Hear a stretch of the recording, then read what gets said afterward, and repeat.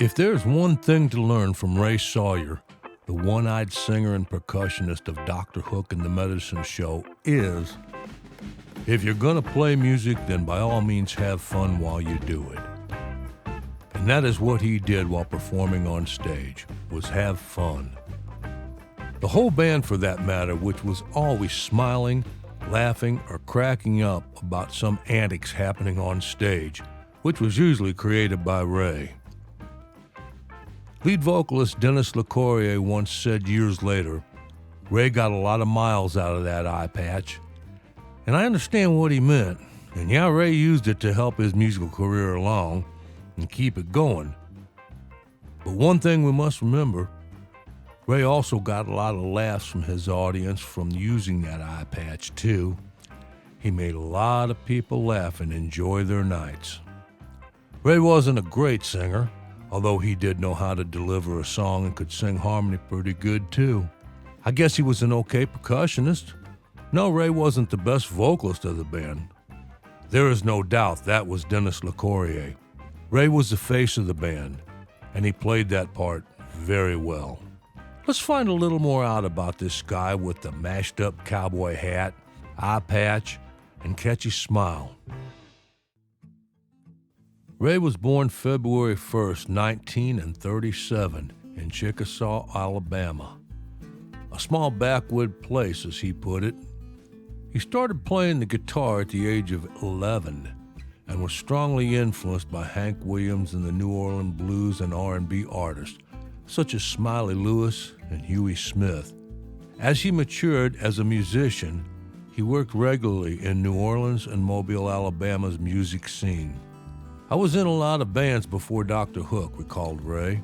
Mostly they didn't have a name, except one was called the Chocolate Papers. I played with a lot of black bands in Mobile. I sang soul and old rock and roll. I must have played all the clubs from Houston to Charleston and back. When Dr. Hook was formed in 1968, it comprised of 3 former members of the Chocolate Papers: Sawyer, the guitarist George Cumming, and the keyboard player Billy Francis. Cummings had moved to Union City, New Jersey, and brought the others there to join him. The lineup was completed by Dennis LeCourrier, a native of Union City, on lead vocals. By now, Sawyer had acquired his eye patch. Here's one of the stories. Sawyer lost his right eye in a 1967 automobile accident. He said the following about his life around the time of his accident. I must have played all the clubs from Houston to Charleston until I decided I was going insane from too much beans and music, and I gave it up. I saw a John Wayne movie and proceeded to Portland, Oregon to be a logger complete with plaid shirt, caulk boots, and a pike pole. On the way, my car slipped on the road, and the accident left me with the eye patch I now wear. When I recovered, I ran straight back to the beans and music and vowed, here I'll stay. There was a lot of different and conflicting stories floating around on how Ray lost that eye. I would think that it probably did have something to do with a car and happened up in Oregon, but who knows for sure, except Ray. And he has told the story many different times, and it has changed a little each time, so we might just as well believe whatever makes us smile. Okay. With the eye patch, the guys thought Ray resembled the Peter Pan villain Captain Hook, which served as the inspiration for naming the band Dr. Hook, which I'm sure was inspired after quite a few drinks and bong rips. In 1970, Dr. Hook and the Medicine Show's demo tapes wound up in the hands of author and songwriter Shel Silverstein, who recruited the band to become a vessel for his music. The group would turn Silverstein's written tracks like Sylvia's Mother and the cover of the Rolling Stone into hits and released 2 albums of Silverstein's penned songs, 1971's Dr. Hook and 1972's Sloppy Second. The cover of the Rolling Stones was Ray's song and Time to Strut His Stuff, although if you will remember that George Cummings would usually step out front, throw a red handkerchief over one of the mics, and sing the second verse about the freaky old lady named Cocaine Katie. Ray would pull his shirt half off and strut and sing and smile, but none of this could happen until Dennis LeCourrier would start the song off by saying, "Hey Ray, tell him who we are."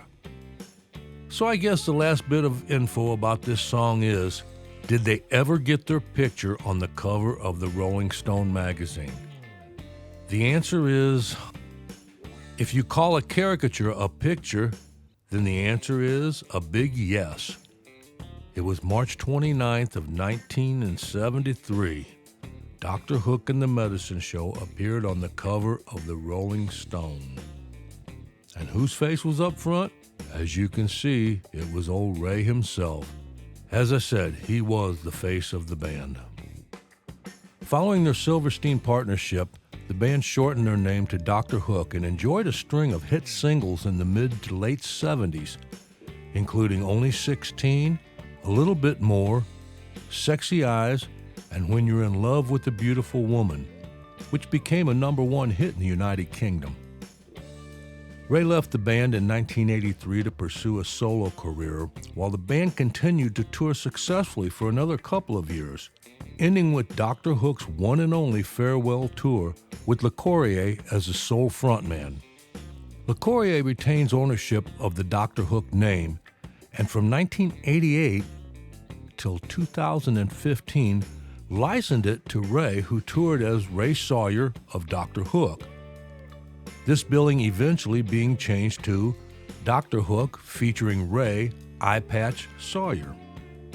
Dennis LeCourrier is now the only person legally authorized to use the trademark name to tour and record. In 2015, Ray quit touring.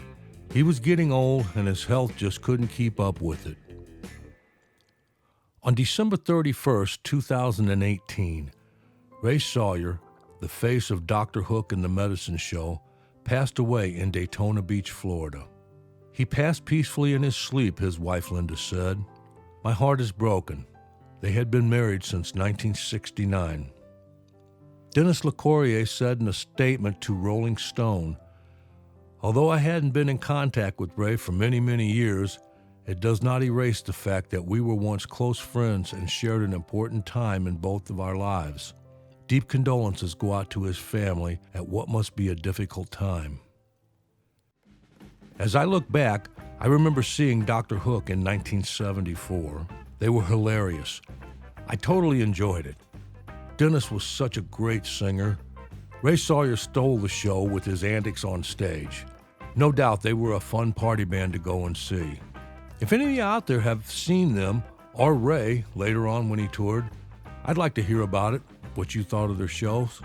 I know I enjoyed the time I got to see them. As always, if you see fit, give me a like and subscribe. I'd appreciate it. Thanks for watching.